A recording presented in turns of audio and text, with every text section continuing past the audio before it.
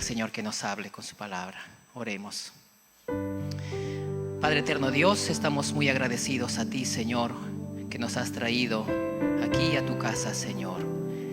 Qué hermoso que tenemos esta libertad de acercarnos, de cantar estas alabanzas tan maravillosas que declaran la hermosura de tu majestad, lo que tú eres, Señor, de tu amor, de tu grandeza, de tu misericordia, de tu fidelidad, de tu bondad. Oh Señor, no hay nadie como tú, no hay otro como tú. Y en esta hora, Señor, queremos también disponer nuestro corazón para que nos hables. Háblanos, Señor, edifícanos. Con tu palabra, Señor, transfórmanos. Sí, Señor. Tu palabra es una espada de dos filos que penetra lo más profundo del corazón. Delante de ti, Señor, estamos desnudos, nada podemos ocultarte, Señor. Cámbianos, Padre amado. Te lo pedimos en el nombre de Cristo Jesús. Amén y amén. Roberto salió de su casa, había discutido con su esposa, estaba él molesto. Según él, ella lo había ofendido. Salió con la intención de llegar a una panadería que quedaba como a 30 minutos. Él iba caminando y meditando. Y tenía la intención de comprarse un riquísimo pastel de acelga con su lima. Así que él iba caminando y pensando por qué había discutido con ella, lo que ella le había dicho, pero en el fondo él se consolaba con la idea de que llegando a ese lugar iba a comerse ese pastel y ya se imaginaba chorrearle el juguito de limón, ¿no? Cuando llegó por fin a la panadería, se dio con la sorpresa de que los precios habían cambiado. Lo que costaba antes de la pandemia ahora se había duplicado. Entonces eso como que no le gustó mucho y desistió de la idea de del pastel de acelga. Caminó un poco más y en otra panadería vio unas empanaditas. Pero ya a estas alturas, como habían pasado más de 30 minutos, todo el enojo se le había ido. Ya no estaba molesto. Y frente a la vitrina de las empanadas tuvo remordimiento. Y una voz le decía: ¿cómo vas a comer tú solo esas empanadas y tu esposa y tus hijos no van a degustar de esto? Y él dijo: no, tengo que llevar para que mi familia también coma. Pero se revisó los bolsillos y no le iba a alcanzar para comprar para todos. Pero como ya estaba decidido de llevar algo a casa, desistió de las empanadas, caminó un poquito más y encontró humitas con queso. Así que eso sí, pudo comprar las humitas y regresó contento a su casa, ¿no? Ya en su corazón él había perdonado a su esposa, sin que ella le pida perdón. Él ya le había perdonado, ¿no? Cualquier parecido con su experiencia, mera coincidencia. No sé si le ha pasado. No sé si le ha pasado que usted salió con la intención de hacer algo y en el camino cambió de A a B y de B a C. Y esa es la experiencia del hombre. El ser humano por lo general cambia en asuntos pequeños, cotidianos, ¿no? De la vida cotidiana, como en asuntos grandes también. Y claro, las mujeres también. Cuando van a comprarse a las tiendas de repente la necesidad de comprarse un par de zapatos y de repente llegan a la casa con 2 carteras. Y los zapatos, es que había oferta, 2 por 1. No querían desaprovechar la oferta y cambiaron el plan inicial de los zapatos por las carteras. Y la raza humana entera ha ido cambiando.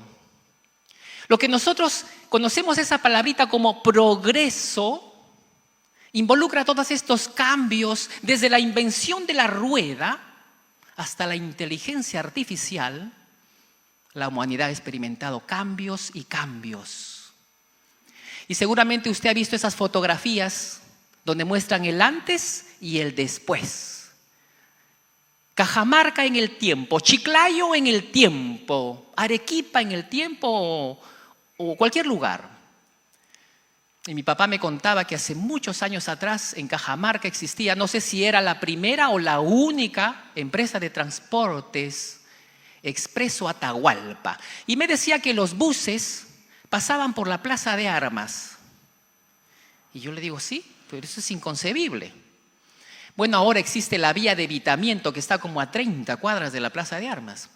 Pero mi papá me decía que a 2 o a 3 cuadras de la Plaza de Armas ya empezaba las chacras, el cultivo, ya no habían casas, así era antes. Porque las ciudades van creciendo y vamos avanzando, progresando y todo va cambiando. Y las modas también van cambiando. Y usted ha visto esas fotos de las modas, ¿no? De la ropa de antes, de los trajes de baño de antes y cómo han ido evolucionando, ¿no? Y a todo ello, mis amados hermanos, de los cambios que la humanidad experimenta, nos preguntamos si acaso Dios cambia. ¿Evoluciona Dios? ¿Dios progresa? ¿Mejora Dios con el tiempo? Y esta noche queremos tratar un tema acerca de la inmutabilidad de Dios. Siguiendo la serie ¿Quién es Dios?, llegamos al 14º mensaje cuyo título es Dios es inmutable. Y para ello quiero invitarles a abrir sus Biblias en el libro de los Salmos. Salmos capítulo 102. Salmos 102, 25 al 27. Desde el principio tú fundaste la tierra y los cielos son obra de tus manos. 26. Ellos perecerán, mas tú permanecerás. Y todos ellos como una vestidura se envejecerán, como un vestido los mudarás y serán mudados. Y en este versículo 26 subrayamos la palabra tú permanecerás. Versículo 27. Pero tú eres el mismo y tus años no se acabarán. Y aquí subrayamos, tú eres el mismo. Ahora vamos a Malaquías. Dice así la palabra del Señor. Malaquías 3:6. Porque yo Jehová, ¿qué dice, hermanos? Fuerte. Porque yo Jehová no cambio. Por esto, hijos de Jacob, no habéis sido consumidos. Precisamente porque no cambio, no han sido consumidos. Cuando usted prende un papel con un fósforo y se quema todo el papel, decimos que se ha consumido. Pero si usted sopla y al menos salva algo, no se ha consumido. Y eso es lo que ha pasado con Israel, ¿no? El Señor mandaba naciones, los castigaba, morían miles, los llevaban de aquí para allá, pero siempre había un remanente, no eran consumidos. ¿Por qué? Porque yo, Jehová, no cambio. Ahí está, esa es la inmutabilidad de Dios. Queremos hablar, hermanos, en esta noche acerca de algunos aspectos de la inmutabilidad de Dios. Arthur Pink nos da por lo menos 3 aspectos acerca de la inmutabilidad de Dios. El primer aspecto tiene que ver o está relacionado con su esencia, es decir, con su ser, el ser mismo de Dios, su naturaleza. Es el primer aspecto de la inmutabilidad de Dios. Esto quiere decir que nunca hubo un tiempo en que Dios no existía y nunca habrá un tiempo en que Dios deje de existir. Dios siempre es. El hombre no es, el hombre será. Era niño, será joven, será adulto, será y siempre será. Es un estudiante, será un profesional, será un padre de familia, será un abuelito, siempre será. Dios es. Y es por eso que es el único que puede decir, yo soy el que soy, en Éxodo 3:14. Ese fue el primer tema de la serie. Y explicábamos que esa palabra significa yo soy el que fui, yo soy el que soy, yo soy el que seré, el mismo, el mismo. Dios es el mismo hace millones de años, lo es hoy y será exactamente igual millones de años más adelante. Porque Él es inmutable en su ser, en su esencia, en su naturaleza. Dios nunca, nunca envejece. El segundo aspecto de la inmutabilidad de Dios, nos dice Pink, tiene que ver o está relacionado con sus atributos. Los atributos de Dios son inmutables. Esto quiere decir que antes que existiera el universo, el mundo creado, todos los atributos de Dios eran y son exactamente ahora como eran y serán en el futuro exactamente iguales. Y en ese sentido tenemos que entender que el poder de Dios no crece. La sabiduría de Dios no aumenta. El amor de Dios no disminuye. Su misericordia no se desvanece. Todos los atributos de Dios. Y allí tenemos una cita bíblica, por ejemplo, en cuanto al amor, en Jeremías 31:3. A ver, le doy tiempo para que busque. Jeremías 31:3, respecto al amor, el Señor declara y dice: con amor eterno te he amado. Con el mismo amor que lo tuve hace millones de años, que con exactamente ese amor te he amado ahora y te amaré. ¿No? Y también, como dice el Salmo 105, respecto a otro de sus atributos que nunca cambian, nunca cambiará. Y estamos hablando de la misericordia de Dios. El Salmo capítulo 100, versículo 5 habla de que su misericordia permanece para siempre. ¿No? Porque para siempre su misericordia, la misma. El tercer aspecto que nos dice Arthur Pink sobre la inmutabilidad de Dios está relacionado con su consejo. Esto de su consejo tiene que ver con su voluntad o con sus propósitos. Es inmutable Dios en su consejo. Vaya por favor a Hebreos capítulo 6, versículo 17. Por lo cual, queriendo Dios mostrar más abundantemente a los herederos de la promesa ¿qué dice? Inmutabilidad de su consejo, interpuso juramento.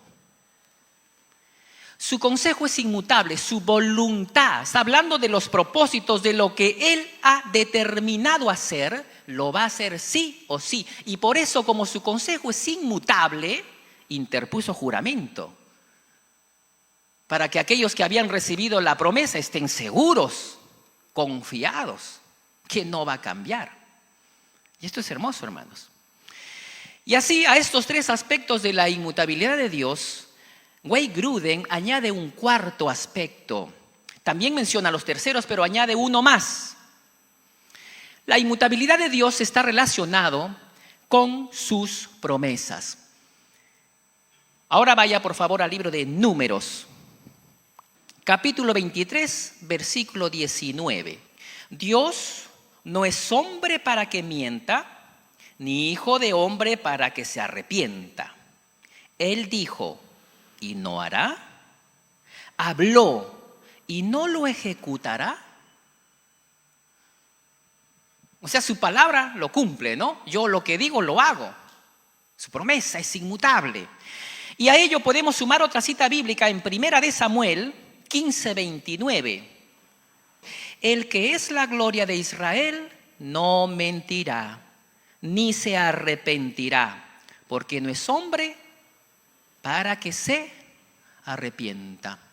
Entonces, hermanos, tenemos aquí estos cuatro aspectos de la inmutabilidad de Dios. Número uno, es inmutable en cuanto a su ser, su esencia, su naturaleza de Dios. Número dos, es inmutable en cuanto a sus atributos no cambian. Número tres, es inmutable en cuanto a su consejo, es decir, su propósito, su voluntad. Y número cuatro, es inmutable en cuanto a sus promesas. Lo que Dios ha prometido lo va a ejecutar sí o sí. Ahora bien, hermanos, tenemos que hablar acerca de ciertos pasajes bíblicos donde se lee que Dios cambia, donde podemos encontrar frases como que Dios se arrepiente. Y ahí tendríamos que preguntarnos si acaso Dios deja de ser inmutable. ¿Será que por algún instante Dios se abstiene y abandona su inmutabilidad para cambiar? Entonces son versículos bíblicos que ameritan explicación. Porque si dejamos por sentado que Dios es inmutable, ¿cómo podemos nosotros interpretar estos versículos? Vamos al primer versículo de la Biblia.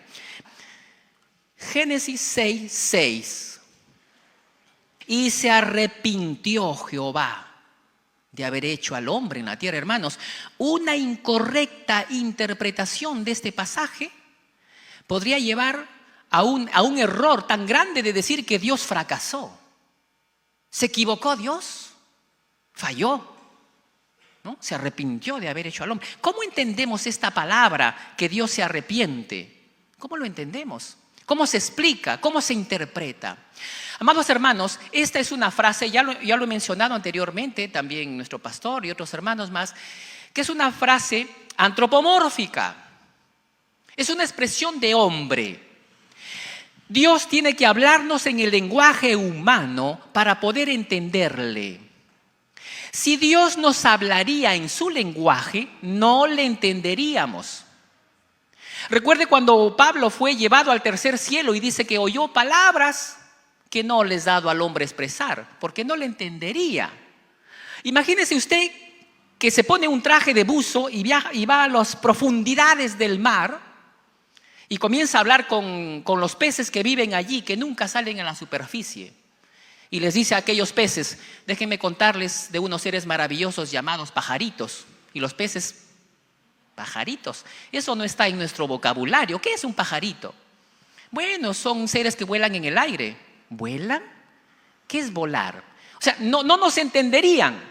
Entonces, para que Dios se comunique con nosotros, tiene que usar un lenguaje humano, un lenguaje antropomórfico, tomar formas de hombre, lenguajes que nosotros podemos entender claramente. Y en ese sentido vamos a entender esta frase de que Dios se arrepiente. Entonces, déjeme darle una ilustración.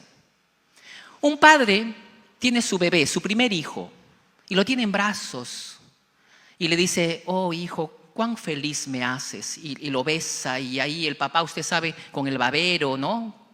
El papá, ¿no? Y acariciando a su hijo, es muy feliz. El niño va creciendo, va caminando, aprende sus primeras palabras. Bueno, crece, llega a sus 17, 18 años y entra en una etapa de rebeldía.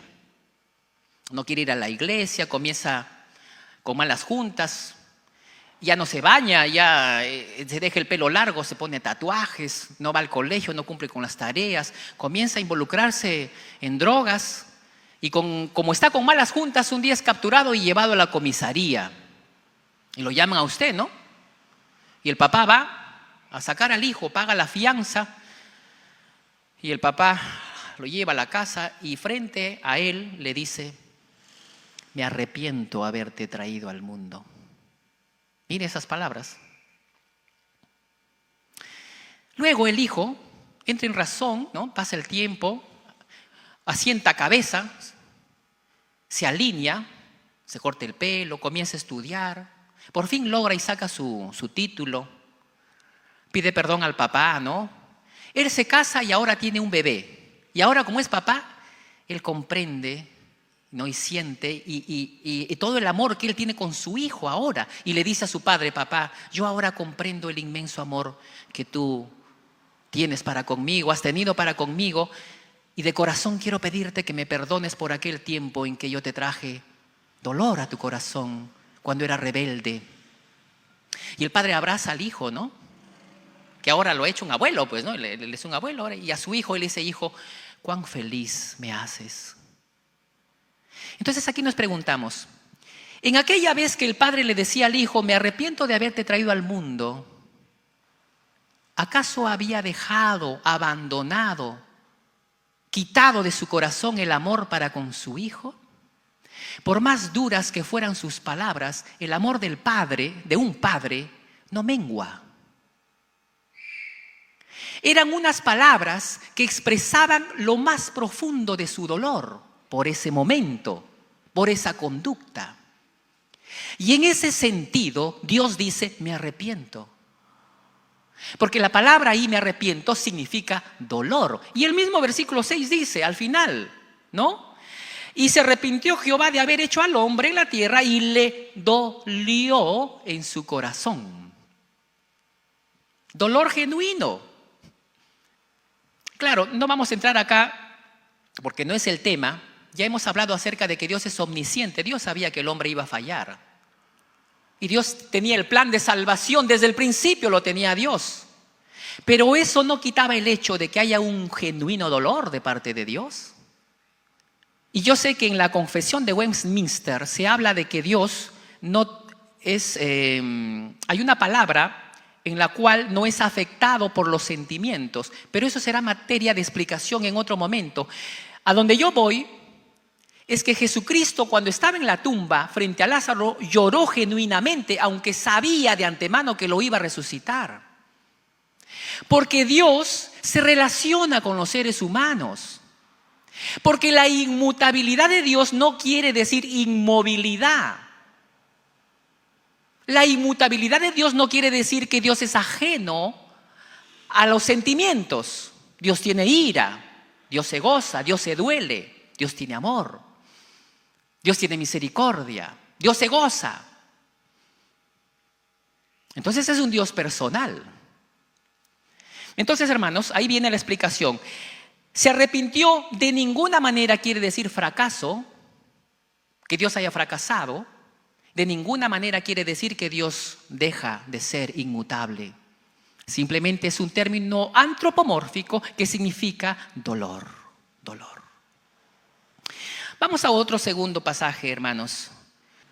Éxodo 32, del 9 al 14. Y mientras usted lo busca, quiero añadir aquí lo que Gruden, en esta frasecita que Dios se arrepiente, Gruden da una analogía muy interesante. Permítanme leer lo que Gruden dice. Él dice así: un padre humano permite que su hijo siga un curso en que él sabe que le traerá mucha tristeza y dolor, tanto al padre como al hijo, pero lo permite porque sabe que mayor bien a largo plazo resultará de todo esto, ¿no? Y por eso cuando el hijo es rebelde y dice, me voy, me largo de la casa, el papá le dice, bien, la puerta está abierta, puedes irte. La mamá le dice, no, no lo dejes que se vaya. La mamá, él le dice, espérate, déjalo, déjalo. El padre no está aborreciendo al hijo, al padre le duele tremendamente lo que está diciendo, pero lo está permitiendo. Porque él sabe que aunque le va a producir dolor a él, las consecuencias de su rebelión de su hijo van a operar un cambio en él. También le va a traer dolor. ¿Recuerda usted la historia del hijo pródigo, no? El hijo pródigo. En el hijo pródigo, el padre que da la herencia es Dios. Y Dios sabía que el hijo pródigo iba a vivir una vida perdida y aún así lo dejó. El padre del hijo pródigo, ¿no?, al enterarse que su hijo estaba viviendo perdidamente, podría haber dicho, me arrepiento de haberlo traído al mundo. Pero las consecuencias de su vida perdida, porque el pecado paga mal, hizo que el muchacho reflexionara y entrara en razón, lo hizo madurar y entonces volver. Entonces hay un resultado, y eso es la analogía que Gruden dice, ¿no? Y por la cual podemos entender esa frase cuando Dios se arrepiente. Bueno, vamos al segundo texto bíblico, Éxodo 32, del 9 al 14. Dijo más Jehová a Moisés. Jehová está hablando a Moisés y le dice, yo he visto a este pueblo, que por cierto es pueblo de dura cerviz. Ahora pues déjame que se encienda mi ira en ellos y los consuma. Y de ti haré una gran nación, o una nación grande. Versículo 11. Entonces Moisés oró en presencia de Jehová su Dios y le dijo, oh Jehová, ¿por qué se encenderá tu furor contra tu pueblo que tú sacaste de la tierra de Egipto con gran poder y con mano fuerte, etcétera, etcétera? Vamos al 14, fíjese en el 14. Entonces Jehová se arrepintió del mal que dijo que había de hacer a su pueblo. Otra vez, hermanos, aquí la Biblia usa un lenguaje antropomórfico, como que Moisés hablara con otro hombre, de tú a tú. Mire, y Dios también como que se hace chiquito, ¿no? O que se hace un hombre, ¿no? Moisés, déjame que los consuma. Como si Dios necesitara permiso de Moisés. Como si Moisés pudiera atajarlo a Dios. ¿Se da cuenta que es un lenguaje humano? Y por eso que en la oración, inclusive Moisés le llega a decir, arrepiéntete, le dice. Moisés le dice a Dios, arrepiéntete, es un lenguaje humano. Es más, le dice, acuérdate, como si Dios le fallara la memoria, ¿no? Como que si Dios sufriera de amnesia, acuérdate de tu promesa. Entonces, ¿cómo entendemos este versículo 14? Y Jehová se arrepintió del mal que dijo que había de hacer. ¿Cambió Dios? ¿Dejó su inmutabilidad aquí? Hermanos, para entender este pasaje bíblico, más allá de enfrascarnos en el significado de la palabrita arrepintió, tenemos que comprender el propósito del texto en general. Esta historia nos revela, y lo que Dios quería era revelarnos o sacar a la luz el corazón de Moisés. Dios quería oír la respuesta a Moisés. Porque miren, hermanos, Dios le dice, voy a consumirlos y de ti voy a sacar una nación grande. Y lo que hay en el corazón de Moisés es que él es consciente que esa promesa Dios ya le dio a Abraham. Acuérdate, le dice. Mire, hermanos, en una empresa, vamos a suponer, el dueño de la empresa no llama a los ejecutivos, los llama a todos, los reúne y dice, muy bien, quiero decirle a Juan, delante de todos, Juan, he decidido que tú serás el gerente general de la empresa. De aquí a unos meses, espérate un tiempo. Pero a los 15 días llama a Pedro, ¿no? A alguien, a solas, y le dice, ¿sabes qué? A ti te voy a hacer gerente de la empresa. Y Pedro se frota las manos, ¿no? Bien, dice. El gerente le diría, me has decepcionado. Pero si Pedro le diría, un momento, usted ya se lo prometió a Juan. No puedo yo codiciar ese puesto. Cumpla usted con su promesa. Qué cabal este hombre, ¿no? Así era Moisés. Moisés no se frotó las manos y dijo, bien, para mí la promesa. No, salió del corazón de Moisés. Habían varios propósitos. Uno de ellos era eso. No abrigaba, no ambicionaba poseer esa promesa maravillosa. Algunos comentaristas dicen que otro aspecto que salió del corazón de Moisés era su corazón de pastor, de intercesor por Israel. Yo ahí como que de repente es cuestionable, ¿no? No lo sé, puede ser, ¿no? Porque Israel era rebelde, la nación era rebelde. Honestamente sí daba ganas que Dios los desapareciera, daba ganas. Pero lo que sí no queda en tela de juicio y nadie contradice, un tercer aspecto que queda firme, es que lo que a Moisés le preocupaba era la reputación del nombre de Dios. Porque Moisés le dijo, ¿cómo los vas a destruir? ¿Qué van a decir los egipcios de ti? Estaba preocupado por el testimonio, la reputación de Dios mismo. ¿Van a decir que tú los sacaste para destruirlos? ¿Cómo vas a quedar tú? Mire lo que le preocupaba a Moisés. Entonces, más allá de entramparnos en el significado, se arrepintió, era un propósito para descubrir lo que había en el corazón de este hombre. Y obviamente a Dios le agradó. Y por eso se ganó ese título de que no había otro hombre más manso en la tierra como Moisés. No era perfecto, obviamente, pero eso es lo que Dios saca, ¿no? En este pasaje. Bien, hermanos, en Éxodo 32, la palabra que Dios se arrepiente no es dolor en ninguna manera. Pero queda un aspecto más. No se altera la inmutabilidad de Dios. ¿Saben por qué? Porque finalmente Dios no destruyó a Israel, no los consumió. Entonces la promesa dada a Abraham quedó firme, inmutable con sus promesas. Si lo hubiera destruido para cumplir su promesita a Moisés, que era una prueba a Moisés, hubiera fallado la promesa a Abraham y hubiera perdido la inmutabilidad. Pero no lo perdió, porque se mantuvo firme en esa promesa. ¿Se da cuenta? Bien, vamos a un tercer pasaje que amerita explicación. Busque por favor Isaías 38 del 1 al 5. Isaías 38 del 1 al 5. En aquellos días Ezequías se enfermó de muerte y vino a él el profeta Isaías, hijo de Amós, y le dijo: Jehová dice así: ordena tu casa porque morirás y no vivirás.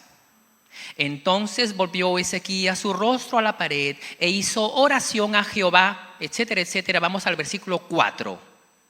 4 dice: entonces vino palabra de Jehová a Isaías diciendo: ve y di a Ezequías: Jehová Dios de David tu padre dice así: he oído tu oración y visto tus lágrimas, he aquí yo añado a tus días 15 años. ¿Cambió Dios? Bueno, aparentemente no, porque ya el mensaje había sido determinante. La enfermedad de Ezequías era una enfermedad de muerte. Ve y dile, de mi parte, de cierto morirás. Ordena tu casa porque morirás. Morirás, ¿no? Y no vivirás. Ese era el mensaje. Entonces Isaías, obediente, va y le da el mensaje. Y dice el texto que cuando ya Isaías estaba por el patio, no sabemos qué tan lejos estaba el aposento, digamos que estaba en su cama ahí Ezequías, hasta el patio, ¿no? A lo mejor estaba 50 metros, porque la oración, ahí vamos a la oración, ¿no? Está orando Ezequías.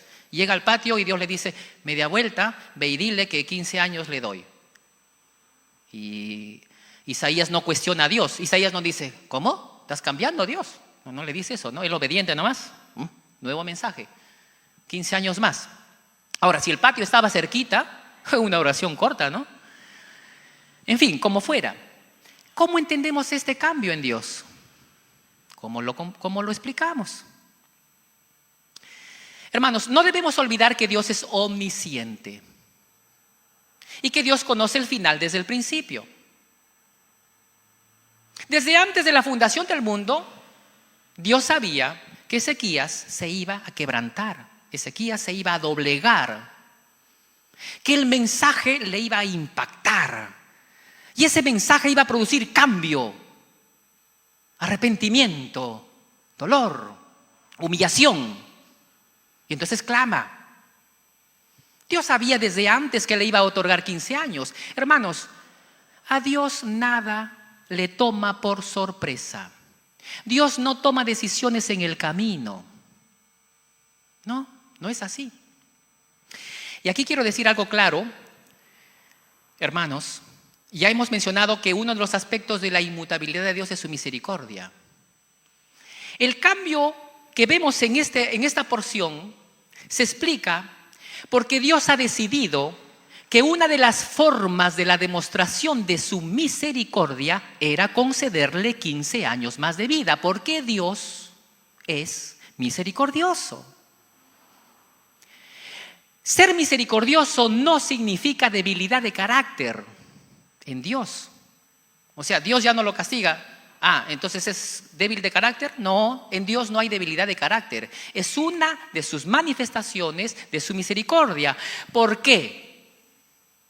Porque si Ezequías, después de haberse humillado, clamado a Dios, y aún así Dios hubiera decidido quitarle la vida, la misericordia de Dios quedaba inmutable, inquebrantable. Dios no dejaba de ser misericordioso. Y esto nos tiene que ayudar, hermanos, a comprender, porque si usted tiene un familiar enfermo o usted mismo está atravesando una enfermedad, o está orando por su hijo, por alguien, y clama la misericordia de Dios, Dios puede mostrar una misericordia concediéndole sanidad. Pero si Dios decidiera llevárselo, no ha dejado de ser misericordioso, ni bondadoso, ni amoroso. Todos sus atributos se mantienen por siempre inmutables. Pero aquí Dios quiso mostrar su misericordia concediéndole 15 años más de vida. Miren, hermanos, Pablo decía así: porque para mí el morir es Cristo, ¿no? Ganancia. Yo quisiera partir, que es muchísimo mejor, pero por causa del Evangelio, quedarme, ¿no? Él decía, estoy entre, no sé si irme o quedarme. Entonces, si Dios decidía llevárselo a Ezequías, Dios no dejaba de ser misericordioso, seguía siendo inmutable. Pero en esa oportunidad decide mostrar su misericordia concediéndole 15 años más. ¿Nos vamos a otro pasaje, hermanos? ¿Sí? Jonás 3, 8 y 10. Libro de Jonás. Esto es muy similar a Ezequías, en tanto o en parte muy similar. El libro de Jonás, capítulo 3, versículo 4, nos dice: y comenzó Jonás a entrar por la ciudad camino de un día y predicaba, diciendo: de aquí a 40 días Nínive será destruida. Ese era el mensaje. De aquí a 40 días Nínive será destruida. Versículo 10, vamos al 10. Jonás 3, 10. Y vio Dios lo que hicieron, que se convirtieron de su mal camino y se arrepintió. Ahí está la palabrita, arrepintió del mal que había dicho que les haría y no lo hizo. Una vez más vemos la manifestación de la misericordia de Dios. Miren, hermanos, el mensaje de Jonás no decía: arrepentíos y convertíos para que sean borrados vuestros pecados. Ese no era el mensaje. No era un mensaje del llamado al arrepentimiento. No, era una sentencia. De aquí a 40 días Nínive será destruido. No había mensaje de oportunidad para el arrepentimiento. No era un evangelio de los 3 pasos, no, o 4 pasos. Dios te ama, tiene un plan maravilloso para ti. No, nada. De frente sentencia. Y ese mensaje poderoso produjo arrepentimiento en los ninivitas. Y yo creo, tengo que entenderlo así, que pasaron los 40 días. Y Jonás contaba, ¿no? Hace una rayita, día 1, día 2, día 15, día 39. Mañana es el día de la destrucción. Y él se fue a un monte a mirar la destrucción, ¿no? Porque miren, aquí dice el versículo 10. Y oyó Dios que se arrepintieron, así dice, oyó o vio. El arrepentimiento se ve. Cuando un esposo le dice a su esposa: estoy arrepentido, ella dice: tengo que verlo. Lógico. No, si él la maltrata, le pega, le insulta y todos los días estoy arrepentido, y le dice: ¿sabes qué? Tengo que verlo, por lo menos 40 días. Bueno, tuvo que haber pasado 39 días en que Dios vio. Ayunaban, oraban, no sé si quemaron sus ídolos. O sea, hubo un cambio, como Juan el Bautista decía: frutos de arrepentimiento, no palabras, no, frutos dignos de arrepentimiento. Entonces Dios vio que se arrepintió y Dios desistió. Pero nuevamente la explicación es la misma con Ezequías. Dios conoce el fin desde el principio. Dios sabía que se iban a arrepentir. El mensaje poderoso de sentencia iba a producir ese cambio. Y nuevamente la misericordia de Dios es lo que se ve revelado acá. No voy a citar más pasajes bíblicos, hermanos. Suficiente estos 4 para entender que Dios es inmutable. Dios es inmutable. Y cuando leemos esas frases de arrepintió, tenemos que darle el verdadero significado e interpretación del versículo. Hermanos, Dios es inmutable, y esto es tan serio que lo asimilemos, porque de lo contrario, hermanos, podríamos caer en el peligro de abrazar una doctrina o doctrinas erradas, falsas, enseñanzas, como lo proclaman hay una doctrina de los arminianos y los pelagianos, viene de Pelagio, donde enseñan que Dios está en constante cambio. Dios cambia para ellos. Y que las decisiones que Dios toma están en base a las acciones de los hombres. Fíjense, para esa doctrina arminiana pelagiana, por ejemplo, si el hombre se arrepiente de sus pecados, Dios en ese momento decide salvarlo. Pero Dios antes de ayer no sabía si se iba a arrepentir. Y si ese hombre salvo que está yendo a la iglesia se sale del camino, Uy, se salió. Entonces, esa acción del hombre lo llevaría a Dios a tomar la decisión de quitarle la salvación. O sea, Dios estaría como maniatado. Y esta doctrina es tan peligrosa, hermanos, tan peligrosa, que toman los versículos bíblicos como el de Moisés que oró y dicen, mira, Moisés hizo cambiar a Dios. Es tan sutil esa enseñanza que dicen que la oración mueve la mano de Dios. No sé si han escuchado esa frase. La oración poderosa mueve la mano de Dios. Y por eso salen esos predicadores donde le ordenan a Dios, ¿no? Sánalo ahora, a la 1, a las 2 y a las 3, sánalo. Hay un tal Luna que no es familiar de nuestro pastor. Cash, que le gusta el cash. Él dice así, ¿no? Le ordena a Dios ahora. Hay otra que oró por un músico que estaba enfermo y le dijo, no aceptaré un no por respuesta. Y lo sanas prácticamente ordenándolo porque creen que la oración mueve la mano de Dios. No, hermanos, no es así. Pero, hermanos, aquí tenemos que tener un equilibrio, una balanza exacta y perfecta. No por esto no quiere decir que no debemos de orar. Aunque Dios conozca el final desde el principio, Dios ha establecido que oremos, y no oraciones superficiales, con clamor, con lágrimas, oraciones genuinas, con fe ante Dios. Entonces hay que tener equilibrio aquí en este aspecto. El hombre, el ser humano, cambia. ¿Recuerdan la historia que les conté la vez pasada en la película, ¿no? De Dios no está muerto, de esa pareja donde el joven la deja a ella porque ella le dice estoy con cáncer? Qué triste, ¿no? El hombre cambia. Hay muchos aspectos en cuanto al ser humano que hacen que el hombre cambie. El hombre cambia en su físico mientras va creciendo, es un bebé, un niño, crece, cambia. El hombre cambia en sus pensamientos. Pablo decía, cuando era niño pensaba como niño y ahora que soy adulto, otro pensamiento, ¿no? ¿Usted cuando era niño no soñaba con ser astronauta? ¿No? No le digo que soñaba yo, pero cuando uno es niño pues tiene fantasías, ¿no? Cambiamos de planes. ¿Sabe por qué cambiamos de planes, hermanos? Básicamente, entre otras cosas, por dos cosas fundamentales. Usted y yo no conocemos el futuro. Un terremoto mañana le hacen cambiar sus planes, ¿sí o no? ¿Usted cree que la Ivo va a venir si mañana hay terremoto? Dios no lo quiera. Estamos orando para que no va a haber, ¿no? Pero estoy haciendo un ejemplo, pues. Usted no conoce el futuro. Usted puede hacer planes.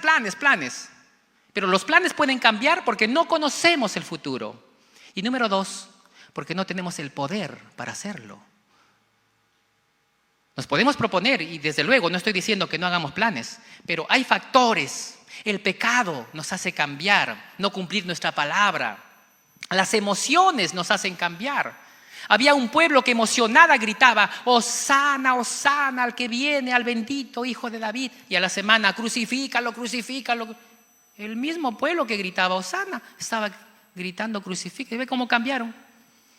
Pero hermanos, Dios no cambia. Y he aquí la importancia de esta enseñanza de la inmutabilidad de Dios. Solamente imagínese que Dios pudiera cambiar. Imagínese a Dios en esta línea en cuanto a su bondad y que Él pudiera ser más bueno un poquito o quizá un poquito malo.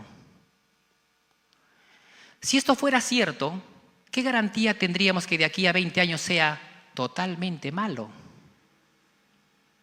Y en cuanto a sus promesas, imagínese usted que Dios cambiara y que cuando se escribió la Biblia, Él tenía en mente salvarnos por medio de la fe en Cristo y que Cristo iba a venir y nos iba a llevar, ¿no?, a las moradas eternas. Pero a estas alturas, en 2000 años, ya Dios ha cambiado ya. Ya no va a enviar a ningún Jesucristo ya cambió.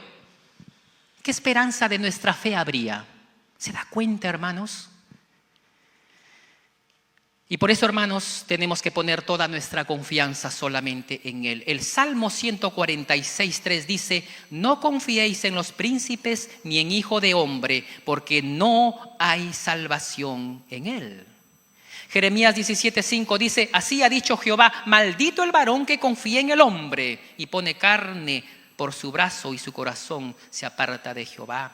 Isaías 54:10 dice: porque los montes se moverán y los collados temblarán, pero no se apartará de ti mi misericordia. Dios le está diciendo a su pueblo: ni el pacto de mi paz se quebrantará, dijo Jehová, el que tiene misericordia de ti. Su misericordia no acaba. Y el Salmo 18:2 dice: Jehová, roca mía y castillo mío y mi libertador, Dios mío, fortaleza mía, en Él confiaré, mi escudo y la fuerza de mi salvación, mi alto refugio. Aquí hay una figura, una metáfora de la roca. No significa que Dios es inmovible, significa su inmutabilidad, la firmeza de su carácter. Y por eso, hermanos, quisiera cantar un himno. Adelante, hermana Gabrielita, hermano Marlon, con el himno Al amparo de la roca.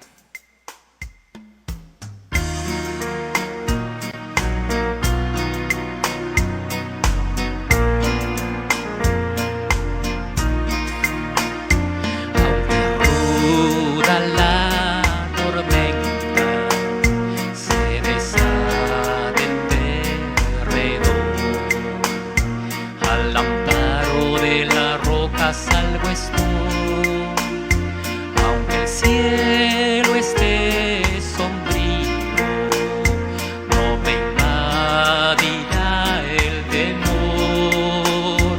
Al amparo de la roca salvo estoy. Al amparo de la roca salvo estoy.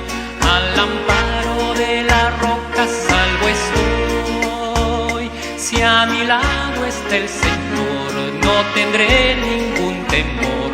Al amparo de la roca salvo estoy. Aunque ruja el mar furioso y agitado esté el turbio, al amparo de la roca salvo estoy. En el puerto del reposo y velando en oración, al amparo de la roca salvo estoy. El coro, todos díganle: al amparo de la roca salvo estoy. Al amparo de la roca salvo estoy. Si a mi lado está el Señor, no tendré ningún temor. Al amparo de la roca salvo estoy. Con ternura Dios me cuida del peligro y del dolor. Al amparo de la roca salvo estoy. Él mis penas dulcifica, soy objeto de su amor. Al amparo de la roca salvo estoy. Al amparo de la roca salvo estoy. Al amparo de la roca salvo estoy. Si a mi lado está el Señor, no tendré ningún temor. Al amparo de la roca salvo estoy. Y otra vez: al amparo. Al amparo de la roca salvo estoy. Al amparo de la roca salvo estoy. Si a mi lado está el Señor, no tendré ningún temor. Al amparo de la roca salvo estoy. ¿Cuántos están salvos al amparo de la roca? Amén. Gloria a Dios. Vamos a orar, hermanos. Gloria al Señor. Oremos. Padre, gracias, Señor. Tú eres inmutable, inconmovible. Tus promesas permanecen para siempre. Tu consejo no variará, no se alterará. Tú eres el mismo ayer, hoy y siempre, y por los siglos lo serás. Y por eso podemos vivir confiados y seguros en ti. Gracias, Señor, te alabamos y te bendecimos. Toda la gloria y toda la honra sea para ti. En el nombre de Jesús. Amén. Amén.